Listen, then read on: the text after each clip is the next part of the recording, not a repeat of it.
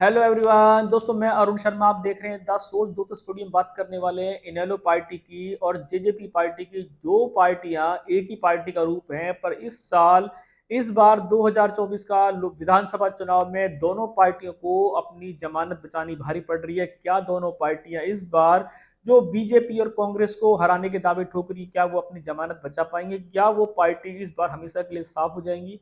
दोस्तों रुझान पे नजर बनाएंगे। अगर आप पहली बार हैं जुड़ सकते हैं, सारी वीडियो को देखें। दोस्तों बात करते हैं इनेलो पार्टी की, जो देवीलाल और ओम प्रकाश चौटाला की पार्टी। इनेलो पार्टी काफी बड़े तबके की पार्टी रही हरियाणा में, जिसने सीएम की बार बार ताल ठोकी थी। पर किसी कारणवश जब ओम प्रकाश चौटाला को जेल हुई तो उनके दो पुत्र अजय चौटाला और अभय चौटाला के बीच में राड़ बढ़ गई। एक को जेल हुई और दूसरा पार्टी का नेता पार्टी को संभाल नहीं पाया। इसी बीचों बीच पार्टी इतनी कमजोर हो गई कि पार्टी के सारे दिग्गज नेता कांग्रेस और बीजेपी ज्वाइन कर चुके थे, पर अभय चौटाला पार्टी को चलाने में शायद नाकामयाब रहे और पार्टी को सिर्फ दावों में चलती रही। हर बार उन्होंने लंबे लंबे दावे भरे, पर वो एक दो सीटों से गुजारा करना पड़ता था। इसी बीचों बीच उनके देखा जाए तो भतीजे ने, दुष्यंत चौटाला ने अपनी नई पार्टी खोली जेजेपी। और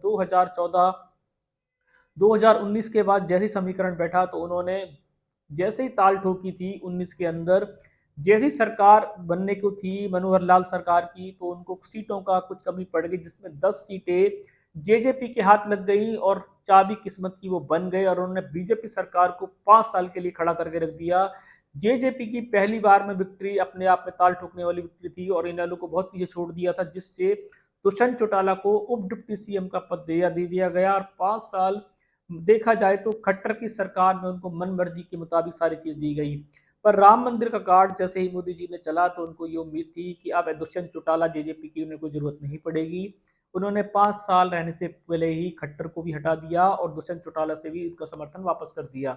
बीचों बीच देखा जाए तो जेजेपी ने अपनी अलग ताल ठोकी और इलेक्शन आने को तैयार थे। लोकसभा चुनाव के जब इलेक्शन हुए, इनेलो पार्टी का भी सूत्रा साफ हो गया और जेजेपी का सूत्रा साफ हो गया। अब दोनों पार्टियां का जब बार बार नए नए गठबंधन कर रही हैं, पर दोनों पार्टियों का इस बार अस्तित्व दांव पे लगा हुआ है।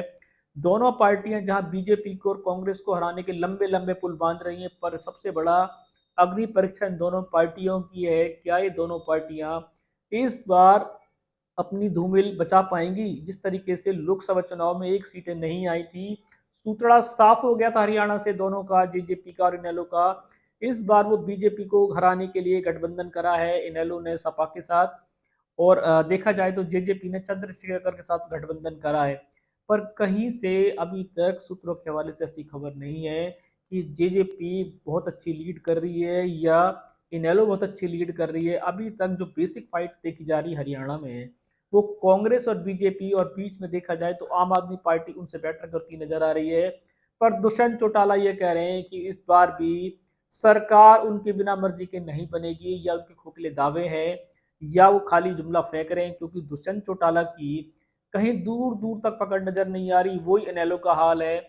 जिस तरीके से लोकसभा चुनाव में दोनों के सूत्रे साफ हुए थे, क्या वो इस बार अपनी जमानत बचा पाएंगे?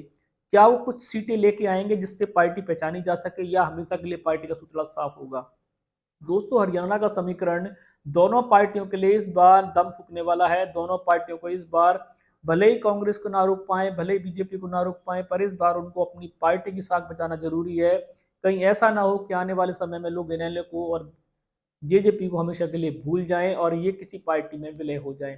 क्योंकि लोकसभा चुनाव में जिस तरीके से करारी हार का सामना किया, कहीं विधानसभा में ये दोनों पार्टियां किसी पार्टी में हमेशा के लिए विलय ना हो जाए। दोस्तों इस रुझान पर नजर बना के रखेंगे।